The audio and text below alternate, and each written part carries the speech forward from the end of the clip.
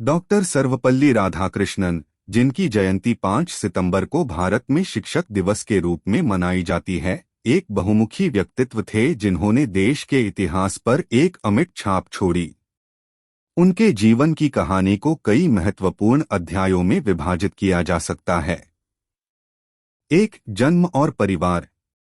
5 सितंबर 1888 को तिरुत्तानी गांव में जन्मे, जो मद्रास प्रेसिडेंसी का हिस्सा था और अब तमिलनाडु में है। डॉक्टर राधाकृष्णन एक तेलुगु भाषी ब्राह्मण परिवार से थे। उनके पूर्वज 18वीं शताब्दी में तिरुत्तानी में प्रवास करने से पहले मूल रूप से सर्वपल्ली नामक गांव में रहते थे। उनके पिता सर्वपल्ली वीरास्मिया राजस्व विभाग में काम करते थे और उनके सामने एक बड़े परिवार का भरण पोषण करने का चुनौतीपूर्ण काम था। डॉक्टर राधाकृष्णन 5 बेटों और एक बेटी के बीच दूसरी संतान थे। परिवार के वित्तीय संघर्षों के बावजूद उन्होंने अपने प्रारंभिक वर्ष तिरुत्तनी और तिरुपति जैसे धार्मिक स्थानों में बिताए। 1.1 विद्यार्थी जीवन। राधाकृष्णन की शिक्षा 1896 से 1900 तक एक ईसाई मिशनरी संस्थान तिरुपति के लूथरन मिशन स्कूल हुई। इसके बाद उन्होंने 4 साल तक वेल्लोर में और बाद में मद्रास के मद्रास क्रिश्चियन कॉलेज में अपनी शिक्षा जारी रखी, जहां एक छात्र के रूप में उनकी प्रतिभा चमकी। 2 हिंदू धर्म ग्रंथों का गहन अध्ययन। अपनी शैक्षिक यात्रा के दौरान राधाकृष्णन ने न केवल अपनी औपचारिक पढ़ाई में उत्कृष्टता हासिल की, बल्कि हिंदू दर्शन और धर्म ग्रंथों की गहरी खोज भी की। यहाँ तक कि उन्होंने बाइबल के महत्वपूर्ण हिस्से भी याद कर लिए और अपने प्रयासों के लिए विशेष योग्यता अर्जित की। 3 भारतीय संस्कृति। डॉक्टर राधाकृष्णन का भारतीय संस्कृति और दर्शन में विसर्जन कम उम्र में ही शुरू हो गया था। वह स्वामी विवेकानंद और अन्य महान विचारकों की शिक्षाओं से गहराई से प्रभावित थे, जिसने उनके दार्शनिक दृष्टिकोण और विश्व दृष्टिकोण को आकार दिया। 4 जीवन दर्शन। राधाकृष्णन सादगी और संतोष का जीवन जीने में विश्वास करते थे।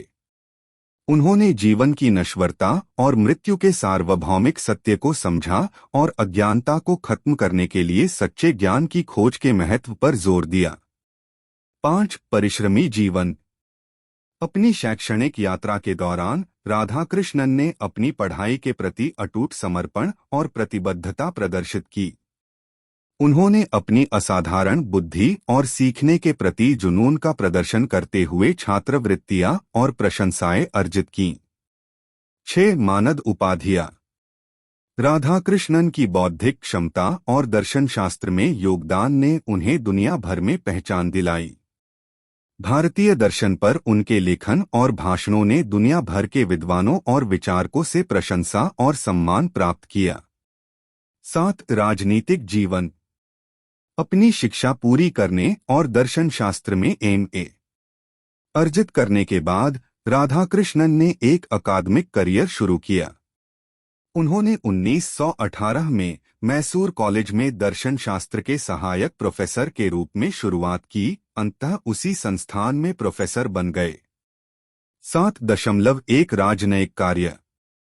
डॉक्टर राधाकृष्णन के बौद्धिक कद और भारतीय दर्शन के ज्ञान ने उन्हें राजनयिक हलकों में एक प्रमुख व्यक्ति बना दिया। उन्होंने अपने लेखन और भाषणों के माध्यम से दुनिया को भारतीय दर्शन से परिचित कराने में महत्वपूर्ण भूमिका निभाई।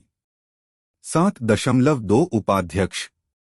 उनका राजनीतिक करियर तब आगे बढ़ा जब वे 1952 से 1962 तक भारत के पहले उपराष्ट्रपति बने, एक ऐसी भूमिका जिसने देश के शासन पर उनके गहरे प्रभाव की शुरुआत की।